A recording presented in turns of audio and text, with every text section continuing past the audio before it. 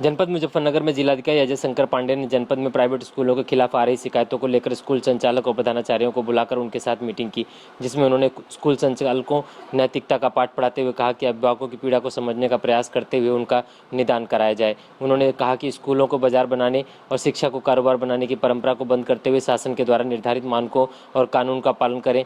इसकी अनदेखी करने वाले स्कूलों के खिलाफ कार्रवाई करने से कोई गुरेज नहीं किया जाएगा। मुजफ्फरनगर से सह संपादक पवन अग्रवाल की रिपोर्ट। पालन न करें और जो पेरेंट अपेक्षा करता है कि इस एक्ट का पालन किया जाना चाहिए वो भी गलत नहीं करता है, क्योंकि उसके पास कानून है। और हमारी स्थिति ये है कि अगर कोई कानून बना हुआ है तो उस कानून को उनको इन्फोर्स कराना है बाय हुक और बाय क्रुक, क्योंकि अगर कानून पास हो गया है तो कोई विकल्प लोकल स्तर के प्रशासन के पास नहीं है कि वो अपने स्तर पर कहीं कोई ढील या छूट दे।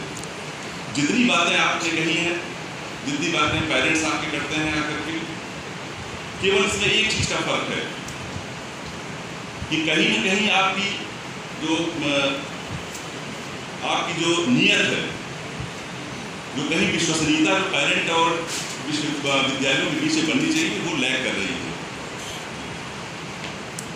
नहीं तो वो जिस पेरेंट का बच्चा आपके स्कूल में पढ़ रहा है उसकी कितनी चप्पलें घिसे होंगी, तब तो आपके स्कूल में उसको एडमिशन मिला है। एडमिशन दिलाने के बाद अगर वो अभिभावक भी हूँ, अगर मेरी आपसे वार्ता होगी तो मैं आज तक उस स्कूल में नहीं गया हूँगा उस रूप में कि मेरे बच्चे जिस स्कूल में पढ़ते हैं, सिर्फ इसलिए कि उनको किसी चीज़ का या हमारा कोई बीच में ये चीज़ ना है। मीडिया के पास जा रहा है, यहाँ अपना समय खर्च कर रहा है, उसकी कोई न कोई पीड़ा है, तो हमें उसकी पीड़ा को, जो एक्ट पास हुआ है उसकी मंशा को हमें 100% सुनिश्चित कराना है। और कुछ बातें अभी हुई जिस पर आपने प्रश्न उठाया कि इसका उल्लेख एक्ट में नहीं है। देखिए, जिस चीज़ में एक्ट अगर साइलेंट है तो इसका मतलब ये नहीं कि आप उसको मनमानी या खुली छूट इसमें आपको मिली हुई है। जहाँ एक्ट साइलेंट है, आपका एक नैतिक दायित्व बनता है कि आप अपने को एक्ट पार लेके आइए। उसको किताबों के मूल्य को लेकर के आपसे बेहतर जनरल कोई नहीं हो सकता कि किताब का मूल्य क्या होना चाहिए। आप अपना इंस्टीट्यूशन चला रहे हैं, आपका प्रॉफिट भी आपको चाहिए, अच्छी शिक्षा भी आपको देनी है, जो बच्चे आपके यहाँ पढ़ रहे हैं उनकी इकोनॉमिक कंडीशन को भी आपको ध्यान में रखना है। तो आपको कोई ऐसा कार्य नहीं करना चाहिए जिससे कोई अनावश्यक विवाद की स्थिति पैदा हो। लिखा हुआ है मौखिक रूप से आपके ड्राइवर को बता दिया। मेन इशू था जो फायर एक्सटिंग्विशर का, तो उसने आपका ट्रेनिंग इसलिए दिला दिया है और उसमें बहुत ज़्यादा इशू नहीं है। अगर फायर एक्सटिंग्विशर आपने 2 किलो का रखा है तो 2 ही का, अगर 5 मीडिया के पास जा रहा है, यहाँ अपना समय खर्च कर रहा है, उसकी कोई न कोई पीड़ा है, तो हमें उसकी पीड़ा को, जो एक्ट पास हुआ है उसकी मंशा को हमें 100% सुनिश्चित कराना है। और कुछ बातें अभी हुई जिस पर आपने प्रश्न उठाया कि इसका उल्लेख एक्ट में नहीं है। देखिए, जिस चीज़ में एक्ट अगर साइलेंट है तो इसका मतलब ये नहीं कि आप उसको मनमानी या खुली छूट इसमें आपको मिली हुई है। जहाँ एक्ट साइलेंट है, आपका एक नैतिक दायित्व बनता है कि आप अपने को एक्ट पार लेके आइए। उसको किताबों के मूल्य को लेकर के आपसे बेहतर जनरल कोई नहीं हो सकता कि किताब का मूल्य क्या होना चाहिए।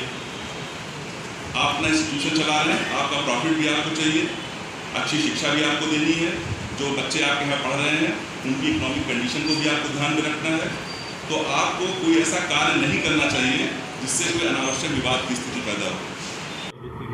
ये देखिए, आए दिन समाचार पत्रों में भी और पेरेंट्स का डेलीगेशन भी यहाँ करके मिलता था, और वो जो यहाँ पर प्राइवेट कॉलेजेस हैं उनके कुछ शिकायतें उनकी थी कि वहाँ पर फीस ज़्यादा ली जाती है, बच्चों के ड्रेस बदल दिए जाते हैं, किताबों का मूल्य बहुत ज़्यादा रखा जाता है, जो वाहनों की व्यवस्था रखी गई है वो बहुत ज़्यादा है, आदि आदि। तो ये एक गंभीर समस्या थी। इस समस्या का समाधान करने के लिए बैठक बुलाई गई थी। एक हमने कमेटी भी बनाई थी जिसमें CDOs की अध्यक्ष थी और सारे पब्लिक स्कूल के लोगों के यहाँ बुलाया गया था, और उनको बहुत क्लियर उनको मैसेज ये दिया गया है कि समस्या क्योंकि है और अभिभावक क्योंकि यहाँ पर अपनी बातें रख रहे हैं, और इसके अलावा इसको लेकर के सरकार ने एक कानून भी पास किया है, इसलिए उस समस्या का समाधान करना हम सबका दायित्व बनता है। जो कानून बना हुआ है उसका पालन उन्हें आपको स्वयं करना चाहिए।